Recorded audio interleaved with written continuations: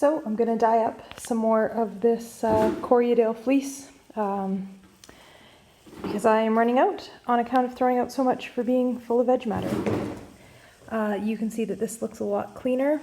There appears to be a fair bit of this chunky, it's almost like a weird grease layer. I don't know if it's a dip that the sheep had or what.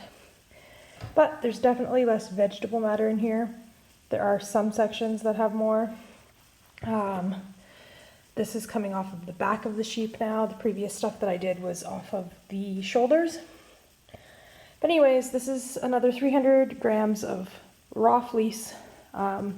This is a white sheep, although the color here is sort of golden yellow from the lanolin and the dirt on it.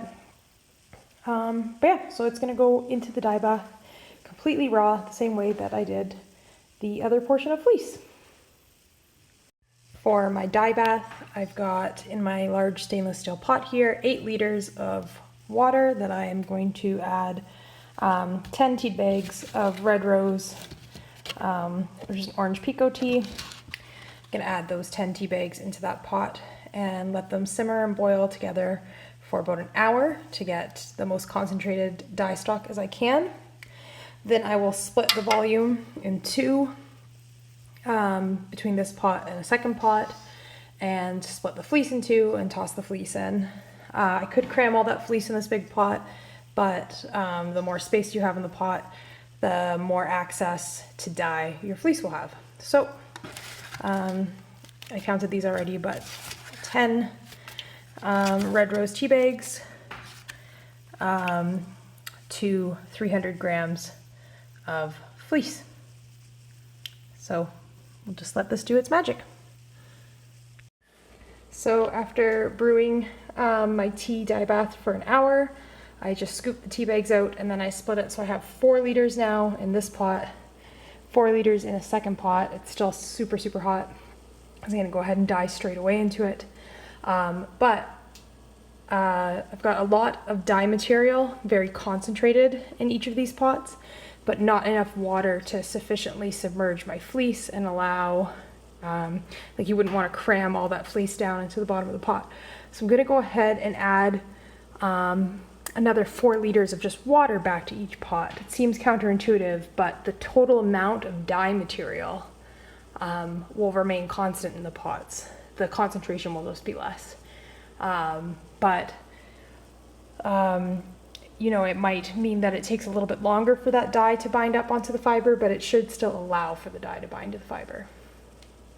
So I've thrown the first half of fiber into this pot. You can see, because the water is so hot, it does just sort of melt right into the dye bath there. Obviously I don't want to disturb things too much, because I don't want to end up with a felted mess on my hands, but a little bit of disturbing will be okay. I'm not concerned about preserving lock structure or anything like that, since I'm carding this fiber to be spun woolen. And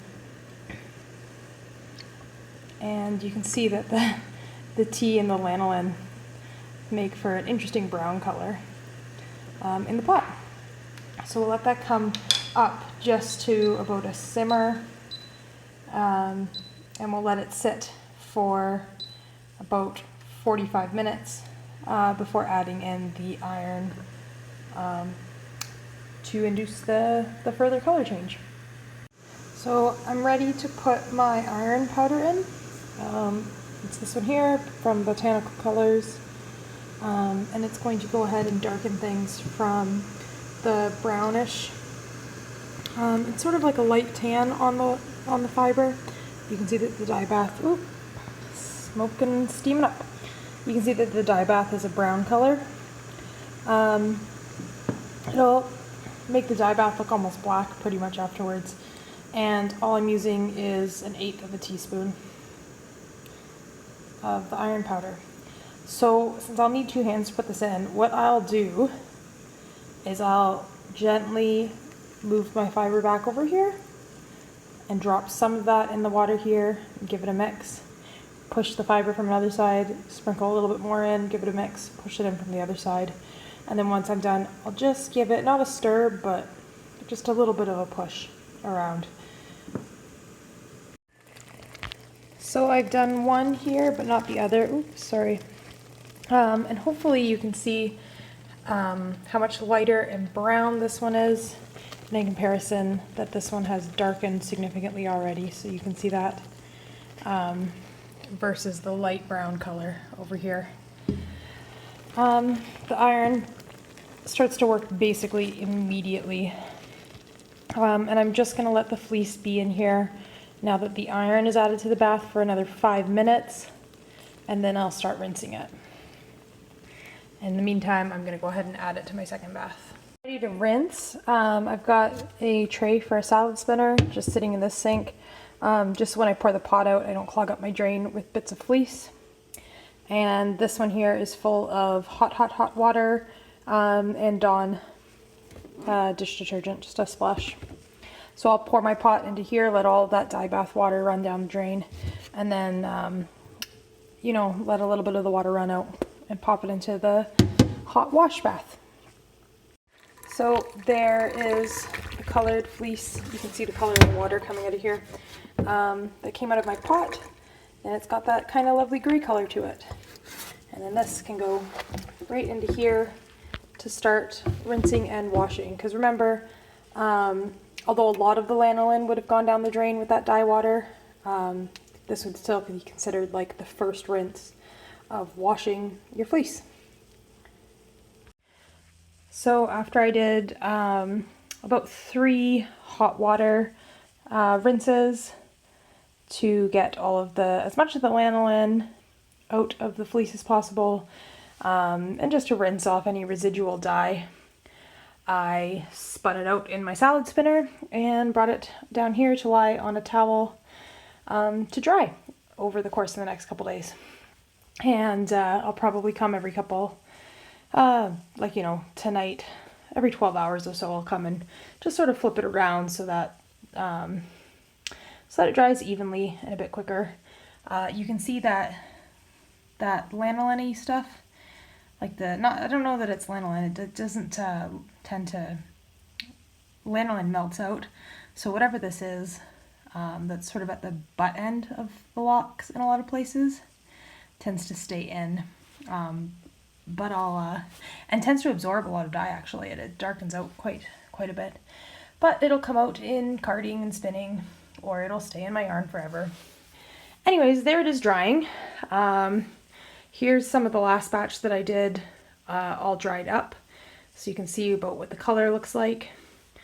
And here is what it is knitting up into, and this has been blended in the carding process, 75% the dyed material and 25% undyed, just to further the heathered look of the yarn.